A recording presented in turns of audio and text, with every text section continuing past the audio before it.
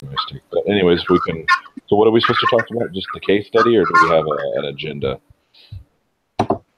Well, I think what I read, the leader of the group is supposed to be establish an agenda, but this week there's not a leader. Well,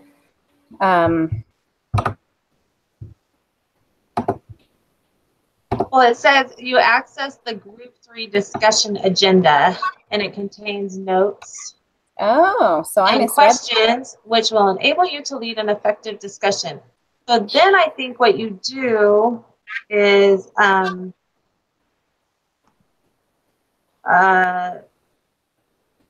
first of all, we need to complete the group leader sign up and then email it to our teacher. And then I think we just have to post the link to on the discussion board from the YouTube, but I didn't see if we have to write anything down from our agenda, or is it just discussing? Yeah, I think it's just Did anybody? And you just post the video after we're done recording. Okay. What I read though is that at least as far as this week, I don't know, but for the future ones, when there's actually a leader, that leader is supposed to be taking notes as well. And when the video gets posted, you kind of post a summary of what was discussed. Oh, okay. I really just glanced at it.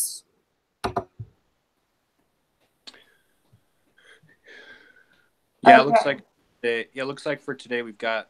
She actually gives us some prompts to talk about, and then it says, then there's a section for this week's group leader. And it looks like, yeah, what was that group leader sign up we're supposed to complete? I have it open. If we just want to kind of go through it, it looks like there's one. I mean, today, let's see, 1, 2, 3, 4, 5, 6, 7. So there's 8 lessons after today because there's not a lesson in 11. 5, 6, 7, 8, 9, 10. So there's not a week in it, or one in 11 and 13, I guess. Okay. So we each get to have the opportunity to be the leader twice. So who wants to do next week, and we'll just kind of go around, and then we'll just follow it. Okay. I can go next week. Is that Ammon? Yeah. Okay. And will you tell me your email really fast so I can just type it in here? Yeah, don11004@byui.edu. Okay. All right. Lesson 5. I don't know what weeks they are. I was going to try to put the date with it, but I can go after Ammon. Okay, you can put me after you. Okay. And then your last, is that okay? Mm-hmm. Yeah, that's fine. And then we'll just do the same rotation again. Okay. And then I'll email this to the teacher and copy all of us. That'll be great. All right. I'm looking for the prompts. I knew we were meeting, but I'm looking at week 3. It's under case study activity instructions. Okay, case study. 3. All right. Yeah. And then at first it says, prepare to discuss this week's case with your group by pondering some of these questions. And then once you get down towards the bottom, this week's group leader, there's a hyperlink to the group discussion agenda. Mm-hmm. Group and discussion agenda. So all right. Yes. Solid. First. Begin recording. So is someone recording? Yes. We've done that. Sweet. Prayer done. Again with quick synopsis of case. Right. She should lay down the hammer. I'm just kidding. Let's see here. I'm going to pull mine up. I don't know if you guys have any highlights. Some highlights would be that. What is her position? I can't remember what she's vice president. Yeah, of I think it BP just said Consumer Products. consumer products. Isn't that the name of the company though? No, it's Birdie Foods. Oh, So this was my highlights of in my case study write-up. I wrote, in the case of Mary Griffin and Derby, we find Miss Griffin in the position of Vice President of Consumer Products. She's been approached by the Director of Production about a concern that he has about another staff member, Simon York. He feels that Mr. York exceeded his bounds and reprimanded excessively staff not under his charge, possibly overreacting to a rectifiable oversight. The Director of Production was only echoing concerns Miss Griffin had previously seen in another setting. So that's an overview. that works. I think with the case study, you just want to go through these question prompts. Yeah. Just talk about. Do we need to start with those other ones first, though? Did you see those other ones on that main screen, not the agenda screen? Oh, you mean the ones? Oh, I guess it's just we're just preparing with those by pondering our responses. Never mind. Okay. Hey, and I do have a question. One of the recommendations for these was mute your button unless you were talking. Do you guys hear any sort of feedback right now from anybody? No. Neither do I. Are we okay with not muting unless we end up getting a feedback? Yeah, I think that's fine. Okay. Yeah, so from what I saw in the case study preparation stuff, the instructions, those questions were just preparatory so that we can answer these questions together. Okay. If So you it guys looks like the first few questions kind of give hint answers. I don't know if there are further things about that we want to add. What is the issue? Yeah, I like how they say that the behavior is inconsistent with the company culture. That's something I hit on like in the last paragraph of my write-up. It might be good to view these before we create our write-ups. Yeah. I don't know if that's kosher, but it might be good to do that. Yeah, use the questions. Yeah.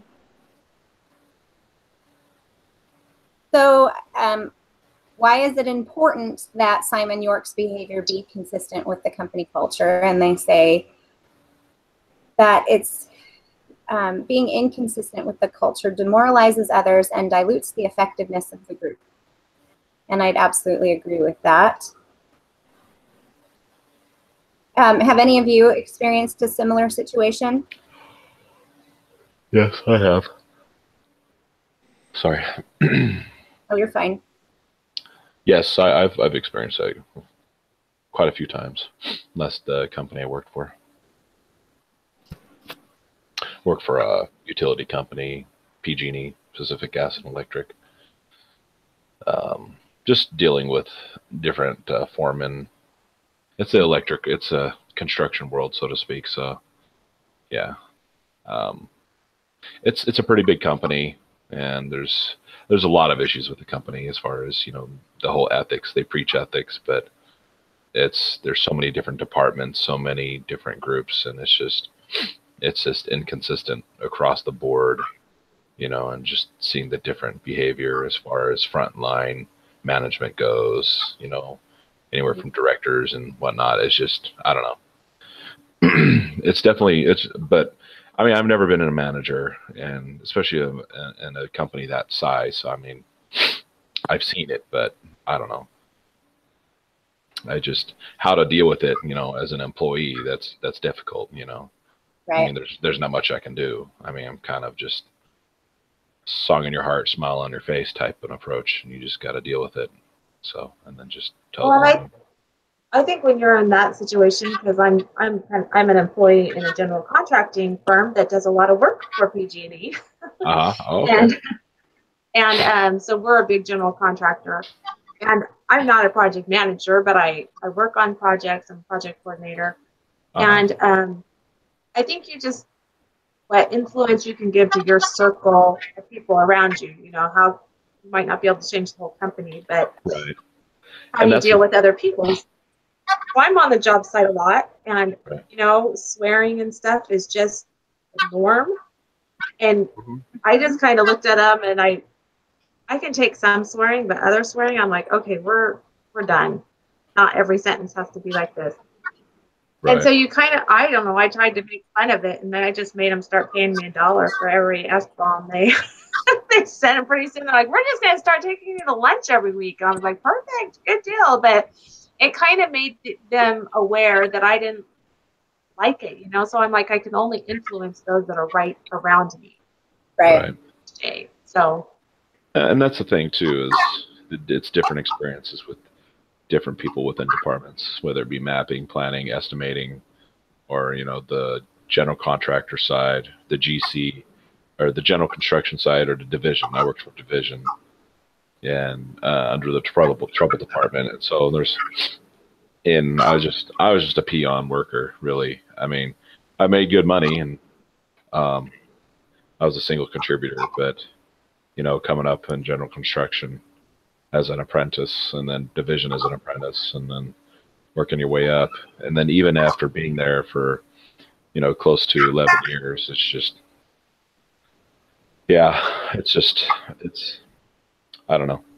You just it's what you make it, basically. You just, but when it, like, all this stuff that we read and we go through these case studies and the different things, I realize, you know, the point that they're trying to get through, but that's not reality. That's la la land. Yes, there are CEOs, there are frontline supervisors, there are groups that work well together and then perform well together, and that's good. But that's, in my experience and from what I witnessed, that's far and in between. So, I mean, the reality is you're going to have people that are like Simon. The reality is there's not really much you're going to be able to do. So you have to learn to navigate and talk with him and approach him in such a manner where you're not putting fuel on the fire. But hey, look, Simon, I didn't appreciate the way it came to me, but I am willing to bust my butt. I'm willing to do what it takes to make this, you know, advertisement project successful. Right. You know, so I'd appreciate it perhaps maybe if you did that. And that's the thing, you have to do it yourself. I mean, and a lot of times you're not going to have a Mary to go to do the work for you. You have to do it yourself if you want it done. Because more than likely, it's Mary and Simon are going to be buddy, and the reality is she's probably not going to do that. She's going to, like, tough up or something like that. You know what I mean?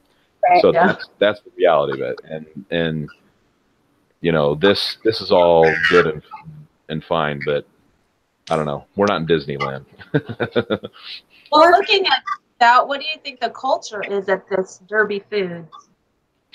It seems like Mary's pretty good. I mean, as far as, it seems like she's a very approachable person. I like how she didn't buy into the excitement when the John or whoever it was that initially approached her about the problem. She said, "Calm down," and she took a look at it, and she stepped back, and she seems like she's a level-headed person, and so, I mean, it seemed like she's going to be able to perhaps deal with it in such a manner. Maybe, you know, she can help coach him and get him, because, I mean, if you look at it, look at his previous boss. Look what he did there.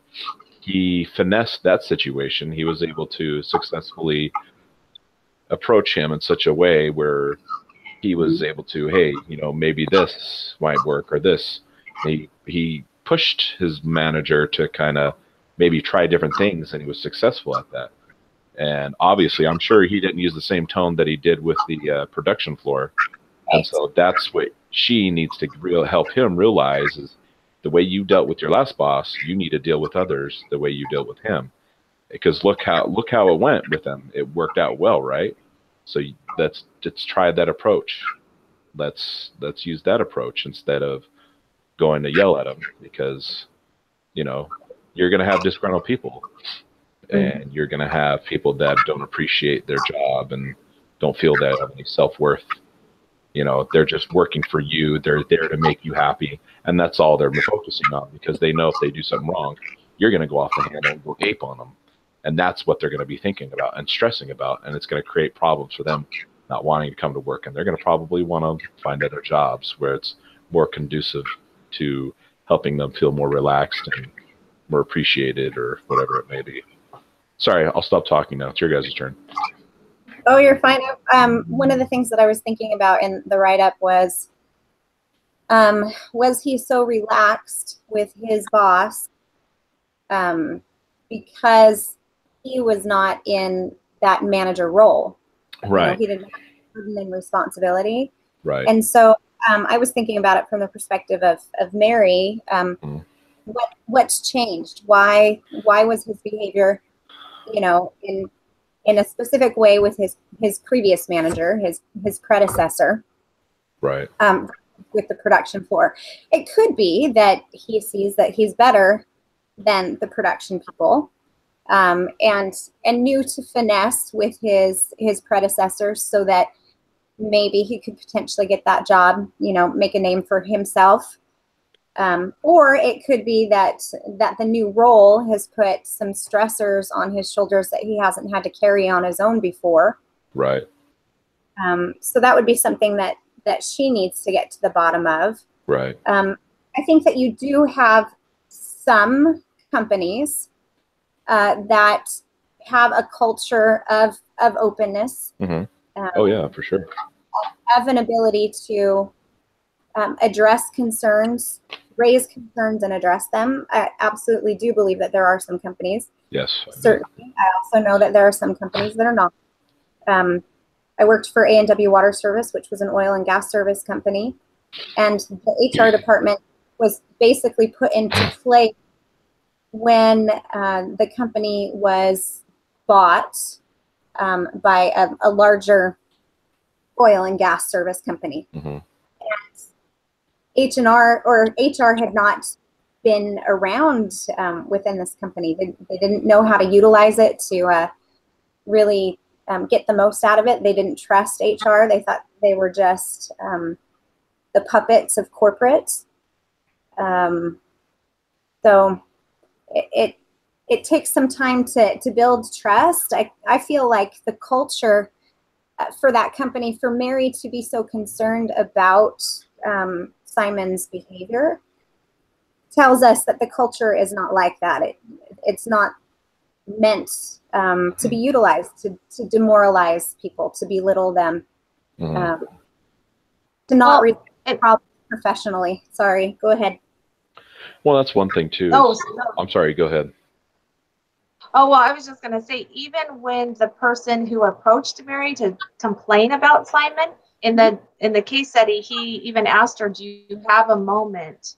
Mm-hmm. But he was very respectful to her to give his, you know, his concern. And I see people in business that are very respectful of other people with their time. And so I feel like maybe that is part of their culture at this company. Right. I did like that about that. I like the way he was definitely flustered, and she could see that. And I'm glad, you know, that's one thing in the story. He didn't go off and start a fight with him, you know, because there's a lot of people that probably would, that get up on his grill and said, don't you ever do that again. You know, and there would have been a rift there. Yeah. One of the other questions are like, what are corporate politics and how can it affect culture? Ammon, have you had any experiences with different corporate politics that affect culture? Oh yeah. Back well, let's see, it was high school. After my mission, I was working at Taco Bell, and that I wasn't a manager or anything, but the regional manager was really close with me, and she didn't make me a manager because she I don't know, it was interesting. She trusted me more than the managers that she had, and it was interesting that she came to me with issues in the company, and I would kind of be the manager in the store, but she never actually put me in a manager position, mainly because I think she was worried about the other managers. I don't know. She never really explained it to me, but basically our GM, our general manager at the store, never fired anyone. And there were a lot of issues. People were stealing stuff all the time. I found it in the back, one of our managers, managers, like, to be explicit, they were having sex in the back type of thing. I wasn't there. It was just, after their closing, they talk about that stuff, and manager knew about it. Like, just gross, nasty stuff like that, inappropriate, stuff you'd get fired for in 2 seconds. And, I was kind of in his ear all the time, like, hey, this is what's going on. But he never fired him, and it goes up to the regional manager, and she, politics going on of not wanting to fire them. I don't know if it was something legal, like, I don't know. It was just weird, and it just created issues. And eventually, that Taco Bell ended up getting shut down after I left and came to college. I was ready to be done with it. Yeah, being in your shoes, I feel very uncomfortable in that position. That's for sure. Yeah, it was weird. And that's the thing too. Is I think before we address this, I think there was some good stuff there with Simon York. I think he's a good person. I think outside of this, outside of work, perhaps he's a different person. But one of the quotes that I found that I included in on my paper is, the higher people rise in corporate hierarchy, the more exposed their weaknesses are. I think, when the stress gets put on them, you start to see more of their true colors as far as what they're gonna act like when situations like this, when they face frustration, when they face something that they're not getting what they want, or something to that effect. It'll come out. And so I think, you just got to realize that. And I think, and take that into consideration when you're approaching the situation. But also realize that they can be coached, and perhaps, it can be corrected. But go ahead. Oh, well, something I was going to say is, anytime that I've been in a leadership position, had the opportunity to correct something. Yeah, I don't know if this is something everyone does, or to me it seems like a no-brainer. But when I sit down to correct someone, I always give them the benefit of the doubt and just say, hey, talk to you, like, what's how's life going, how are you doing, actually taking time just to talk to them as an individual. You bring them into a meeting, they're going to feel a little uncomfortable, know what the meeting's about, and so you can say, hey, I've got some things I want to talk to you about, but that doesn't really matter. I just want to talk to you, how are things going, how's the new position, how's the move, or things like that they can just kind of get off their chest, talk about, and they might not want to, but giving them the opportunity to try and loosen up a little bit, you might get some more insight as to that are in their life that could be affecting the way they're acting. And that way, when you approach the situation of, hey, happened, let's see your side of the story, at least you've got a better understanding of maybe something that could be affecting the way that they act. And I don't know, I think that's kind of like a no-brainer. It's like, you can't really help someone unless you understand their point of view. And so give them an opportunity to just talk and share with you what's going on in their life. So, right.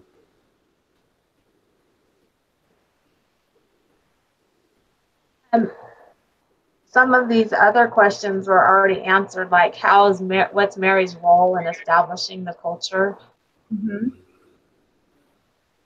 So part of it says constant or consistent feedback and support, and even leveraging rewards and punishments. I think that's the hard thing. I think that's interesting that they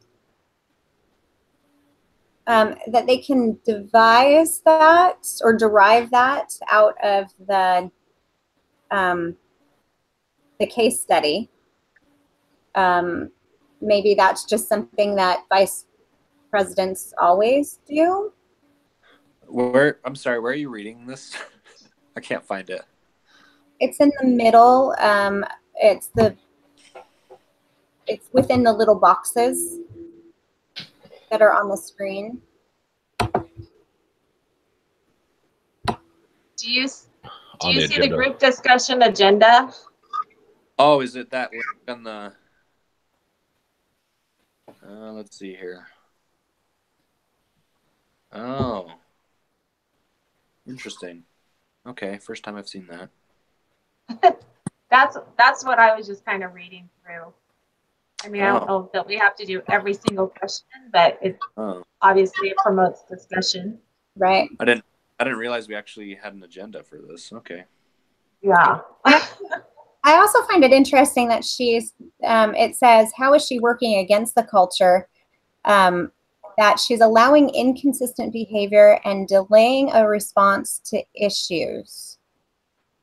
I don't necessarily feel that. She's certainly concerned, but it doesn't ever address when she addresses things. Well, right, yeah.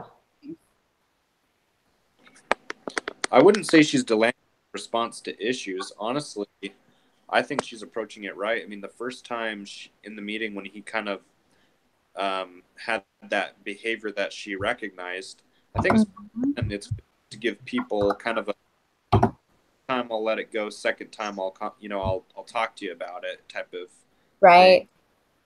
Some people she say scheduled it for the next day, but maybe they would think that it needed to be taken care of that day. Okay, well, that's a good point.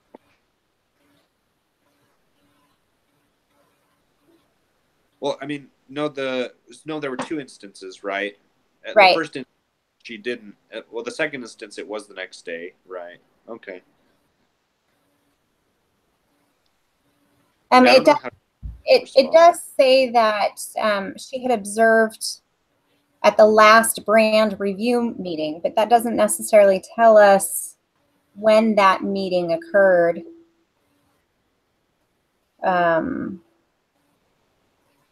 I agree with you. You know, that was the first time that she had seen a concerning behavior, and it could have easily been an off day. But then when you hear it from a second witness, if you will, of a second situation, it certainly raises concern.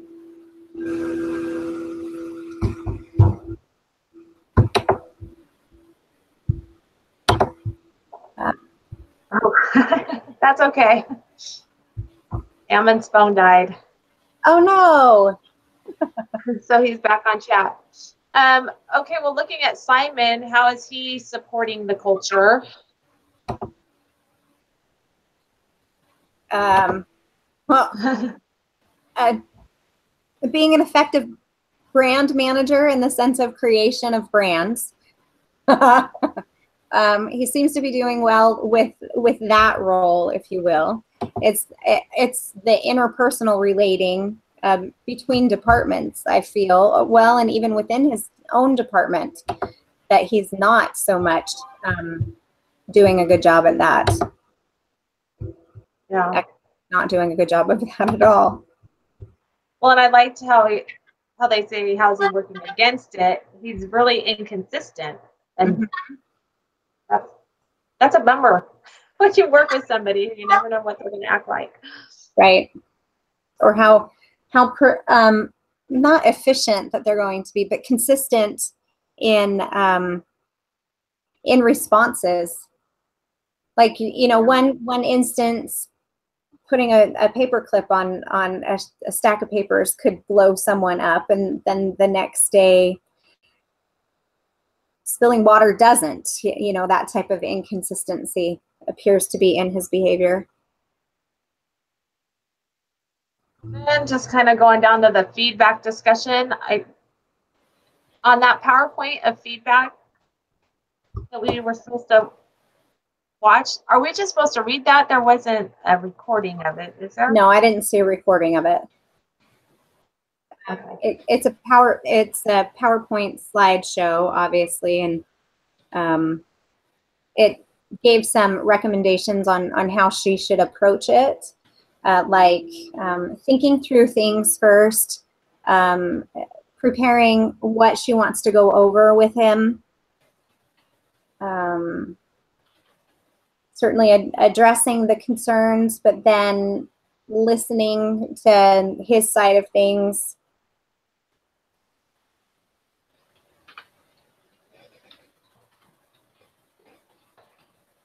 one of the things that I pulled in, I work for the church now in an entirely different world compared to oil and gas. Do you work at the temple? No, I am in facility management. I'm an office administrator for the church. So what I was thinking about is that, you know, my staff meetings always start with a prayer, and our regional meetings always have music, hymns starting us off, which is vastly different than oil and gas. How we treat each other is different. How we talk to each other is different.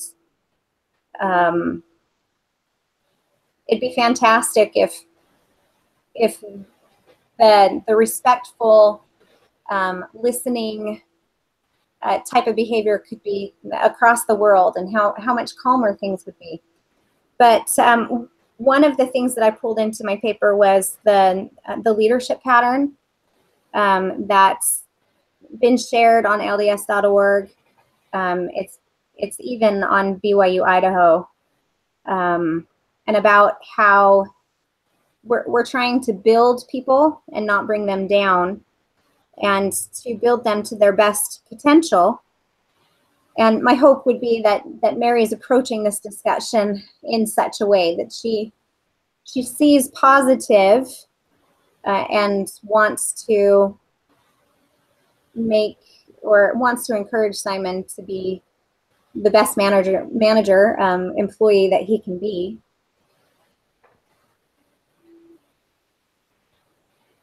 Yeah, I definitely think you should exhaust, you know, especially after all the time that he's invested in the company, and the time they've invested in training him and so on and so forth. They should exhaust, you know, every possibility as far as helping him and guiding him, because, you know, there's a possibility, you know, obviously if he's not going to listen, and if he's going to continue on treating people the way he's treating them, me, if I were the manager or whatever, I'd let him go. I would have to, you know, I'd have to I had to fire him.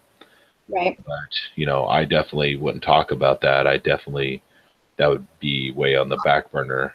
You know, I'd try to talk some sense into him, and I think, you know, one of the things I said in my, I'm sorry, I don't mean to. I'm hearing feedback. Oh, I can mute. It's okay. One of the things that I said, I'm not trying to saying I'm a genius or anything, but an educated, heart or spiritual-based person might have the upper hand when encountering such situations. But as a rule of thumb, you don't want to put fuel on the fire when it is not necessary.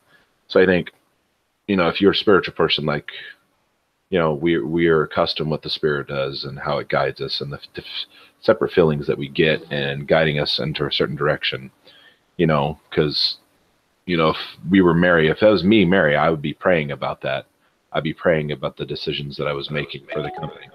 I would, okay, I'm hearing feedback big time now. See, that's coming through your speakers, Sam. Okay, 1 second.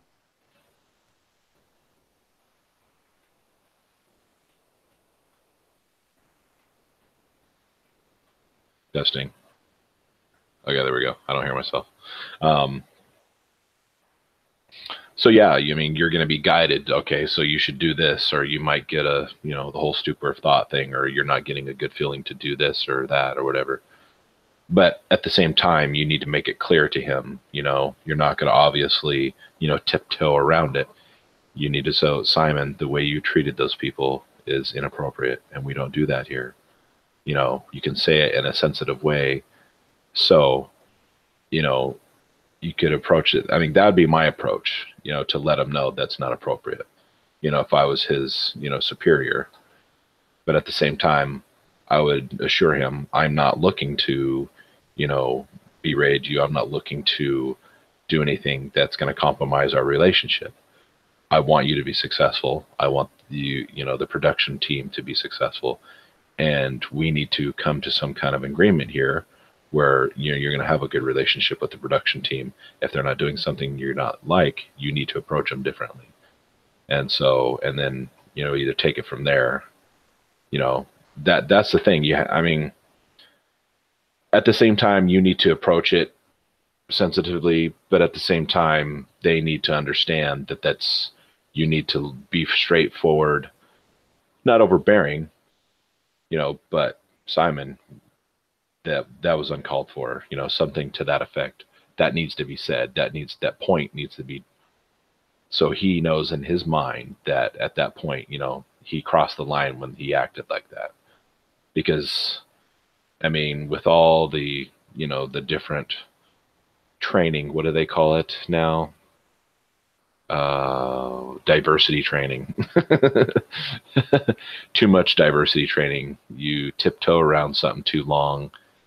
They don't know. You need to get your point across. It needs to be, especially that, because and especially in the meeting when he was in, and when he threatened his other employer with his job, like that could have been a career-ending move or something like that. You don't do that.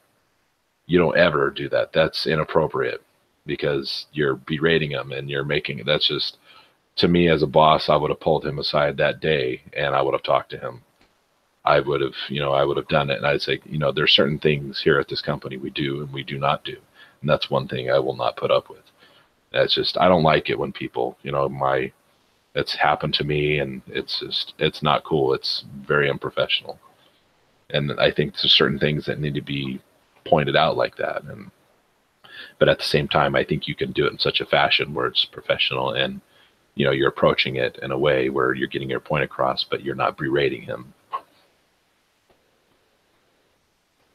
Sorry, went too long again.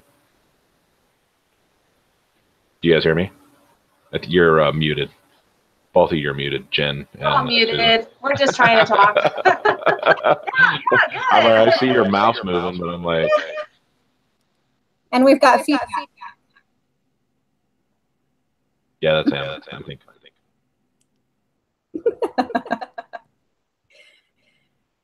Well, okay. do you guys feel like we went through everything, or is there any last things on this that you don't feel like we've covered yet? No, I'm good with it. I'm good. I would agree. Yeah. All right. Well, I've been taking a few notes, and so I can just pull those out and stick them in on the discussion board with the podcast link. That's what we're supposed to do. Okay. Sounds fantastic. Okay. And Ammon, you'll be the group leader next week. Your mic's muted, Susan. Yeah, I noticed. Thanks for getting the ball rolling on this, Jen. I think you started the emails. Yep. Okay. So next week, same time, or are we gonna meet earlier? Who was it that had the conflict an hour earlier? So I have something at 8 on Thursday, so not just to make sure I have enough time. I mean, I could do 9:30 if we needed to. But yeah, 10 works great for me. But Susan, you're the one that has to get up earlier. I do have a high schooler who goes to seminary. So it would be nice to get to bed a little bit earlier. I would be fine starting at 9:30. These are supposed to be 45 minutes. 75 minutes.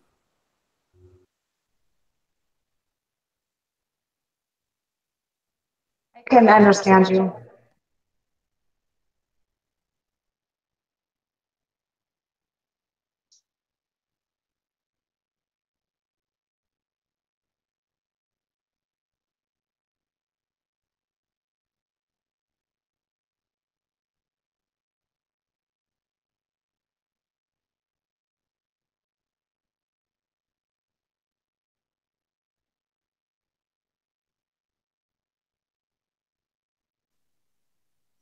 everyone's muted.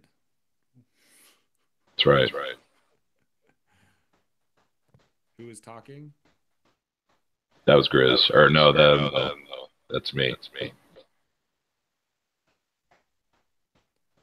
So, Amp, are you able to go a half hour earlier? Oh, sorry. I couldn't hear you guys. Did you ask me that already? Yeah, it's 9:30. just You said typed it. 9:30 would be okay. Oh, sorry. Yeah, I can do that. That should be fine. Either that, or if we do it at 10, we just make sure we're done in 45 minutes. Either way. Or we could switch off every week. But yeah, I can do. I'll go for 9:30 next week. Okay, well, let's see it. And if you don't have enough time in between your commitment and that, then we can push it out the next week. But see how you do. Okay. Okay. All right. All right. Well, See see you guys. everybody next week, 9:30 Mountain Time. Yep, next week Thursday. Okay. Okay. See you later. Okay.